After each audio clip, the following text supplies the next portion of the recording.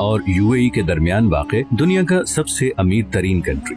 इतना अमीर कि इसकी पर कैपिटा इनकम है $1,28,000, जो कि अमेरिका, सिंगापुर और इवन पड़ोसी अरब ममालिक जैसे कि यूएई और सऊदी अरेबिया वगैरह से भी कहीं ज्यादा है। बड़ी बड़ी बिल्डिंग्स, शॉपिंग मॉल्स, महंगी गाड़ियाँ। इसीलिए कतर को मिडिल ईस्ट का वेगस भी कहा जाता है। लेकिन कतर हमेशा से ऐसा नहीं था। चंद साल पीछे चले जाएं तो कतर सिर्फ एक तपता हुआ सहरा था जिसमें गुर्बत, भूख और बोरियत के अलावा कुछ नहीं था। तो फिर ये इतनी बड़ी ट्रांसफॉर्मेशन कैसे हुई? जो देश सारे अरब कंट्रीज में से सबसे गरीब था, आज दुनिया का अमीर तरीन देश कैसे बन गया? इसके पीछे एक बहुत ही इंटरेस्टिंग कहानी है और ये कहानी बाकी सारे अरब कंट्रीज की कहानी से मुख्तलिफ है। इस वीडियो के एंड तक आप ये भी समझ चुके होंगे कि क्यों सऊदी अरब और यूएई कतर को पसंद नहीं करते और कैसे कतर आने वाले वक्त में भी अपने पड़ोसी अरब देशों के मुकाबले में ज्यादा खुशहाल और महफूज होगा। ये कहानी शुरू होती है 1916 में, जब कतर के अमीर अब्दुल्ला अस्सानी ने ब्रिटिश के साथ एक ट्रीटी साइन की, जिसके मुताबिक ब्रिटेन ने कतर को किसी भी जमीनी या समुद्री हमले की सूरत में डिफेंड करना होगा और कतर बदले में अगले 55 साल तक ब्रिटिश कॉलोनी का हिस्सा रहेगा और यहाँ से निकलने वाले हर नेचुरल रिसोर्स में ब्रिटेन का शेयर होगा। 1940 में कतर में सबसे पहली ऑयल फील्ड डिस्कवर हुई। 1960 तक कतर में तेल की खोज और जमीन से निकालने का काम उरूज पे था और कतर के हालात आहिस्ता आहिस्ता बदलना शुरू हो चुके थे, मगर अभी भी कोई बहुत ज्यादा तब्दीली नहीं आई थी। लेकिन फिर 1970 में शेल ऑयल कंपनी ने इस कंट्री का सबसे बड़ा खजाना दरियाफ्त कर लिया, नॉर्थ फील्ड, दुनिया की सबसे बड़ी नेचुरल गैस फील्ड। लेकिन उस जमाने में गैस कोई बहुत ज्यादा प्रॉफिटेबल नहीं थी और उसकी वजह ये थी कि गैस को सिर्फ पाइपलाइंस के जरिए ही दूसरी जगह भेजा जा सकता था और कतर गैस इस्तेमाल करने वाले देशों से इतना दूर था कि वहाँ तक पाइपलाइन पहुँचाना तकरीबन नामुमकिन था। इसी वजह से शेल कंपनी भी ये गैस फील्ड डिस्कवर करके भूल गई और ये डिस्कवरी ऑफिशियल डॉक्यूमेंट्स में ही दब गई। 1971 में कतर को ब्रिटेन से आजादी मिल गई और वो एक आजाद मुल्क बन गया। आजादी मिलने के बावजूद अगले 25 सालों में भी कतर के हालात कोई खास नहीं बदले और फिर आया 1995, जब क्राउन प्रिंस हम्माद बिन खलीफा अस्सानी ने बगावत करके अपने ही बाप की हुकूमत का तख्ता उलट दिया और कतर का अमीर बन गया। नए अमीर का एक ही फोकस था और वो था गैस। हम्माद बिन खलीफा ये जानता था कि कतर की तकदीर सिर्फ गैस ही बदल सकती है, इसीलिए उसने एक बहुत ही रेयर टेक्नोलॉजी गैस लिक्विफिकेशन में इन्वेस्ट किया। लिक्विफिकेशन एक ऐसी टेक्नोलॉजी है जिसमें गैस को लिक्विड फॉर्म में कन्वर्ट किया जाता है ताकि उसे ऑयल की तरह शिप्स में दूसरे कंट्रीज तक पहुंचाया जा सके। इस सारे प्रोसेस में गैस को 161 डिग्री पे ठंडा रखना पड़ता है। इसी प्रोसेस पे कतर ने सारी इन्वेस्टमेंट कर दी और आज वो LNG का सबसे बड़ा एक्सपोर्टर है। कतर से गैस इंपोर्ट करने वाले कंट्रीज में Japan, India, China, south Korea और स्पेन शामिल हैं। इस तरह बिलियंस ऑफ डॉलर्स कतर में आना शुरू हो गए। लेकिन कतर की तकदीर बदलने की इक्वेशन में ये तो एक सिर्फ छोटा सा हिस्सा था, क्योंकि नेचुरल रिसोर्सेज तो बहुत से कंट्रीज के पास होते हैं, उन्हें एक्सप्लॉइट भी बहुत से कंट्रीज कर लेते हैं, मगर असल मसला आता है उन रिसोर्सेज से आने वाले पैसे को सही इस्तेमाल करने का। वरना वेनेजुएला और अंगोला का अंजाम हमारे सामने है। यही वो जगह है जहां कतर बाकी तमाम कंट्रीज पे बाजी ले गया। कतर ने 2005 में कतर इन्वेस्टमेंट अथॉरिटी के नाम से एक कंपनी बनाई जिसका मकसद था तेल और गैस से आने वाले पैसे को पूरी दुनिया में इन्वेस्ट करना।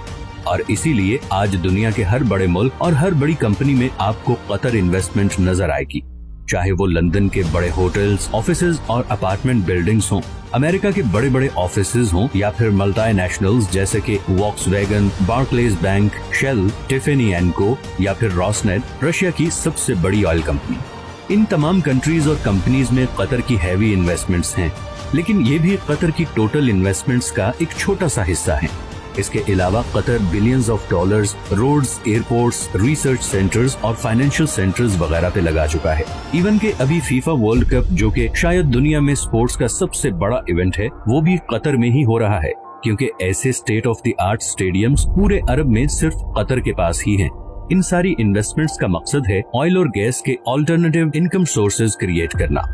अब ये तो थी कतर की इकोनॉमिक साइड। दूसरी तरफ इंटरनेशनल पॉलिटिकल इन्फ्लुएंस हासिल करने के लिए कतर ने दुनिया का सबसे बड़ा अरब मीडिया नेटवर्क शुरू किया, जिसे आज हम अल जजीरा के नाम से जानते हैं।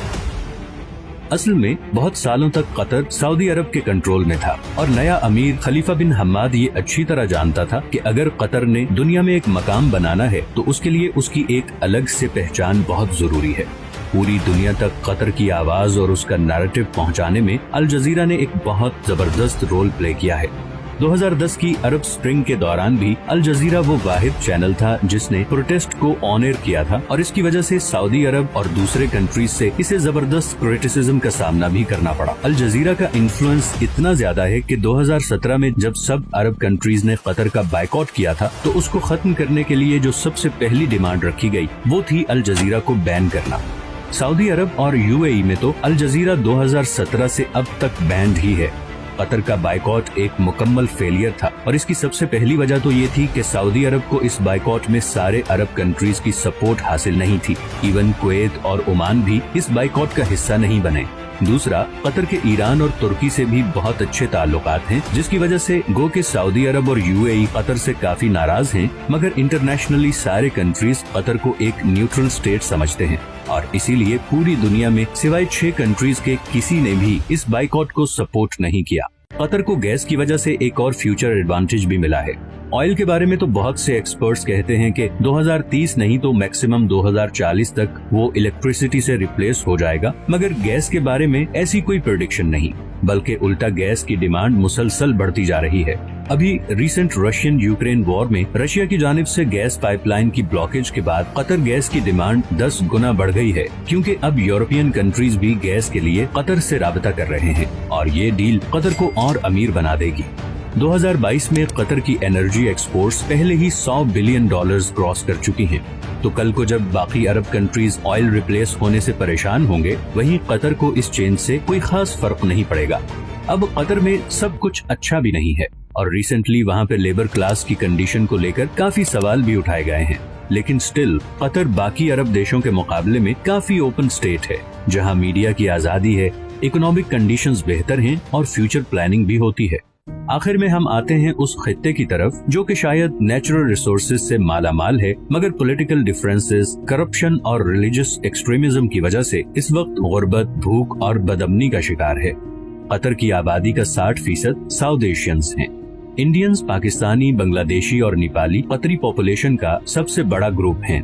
अपने देश और प्यारों से हजारों मील दूर दिन रात मेहनत करते ये लोग हर वक्त ख्वाब देखते हैं कि कब इनके अपने कंट्रीज इतने खुशहाल होंगे कि इन्हें 7 समुंदर पार इस जला देने वाली गर्मी से निजात मिले। हर वक्त सोशल मीडिया पे लड़ने वाले ये लोग बाहर के कंट्रीज में बिल्कुल मिलजुल के रहते हैं, दुख बांटते हैं और एक दूसरे की मदद करते हैं, लेकिन जैसे ही वापस अपने कंट्रीज में आते हैं तो वही पुराने पॉलिटिकल एजेंडे से मुतासिर होकर एक दूसरे को बुरा कहने और समझने लगते हैं। न जाने ये हालात कब बदलेंगे, कब इस सब कॉन्टिनेंट के लोग ये फैसला करेंगे कि ये पॉलिटिशियंस की डर्टी पॉलिटिक्स का हिस्सा नहीं बनेंगे, इस ब्रेन वॉशिंग से बाहर निकलेंगे।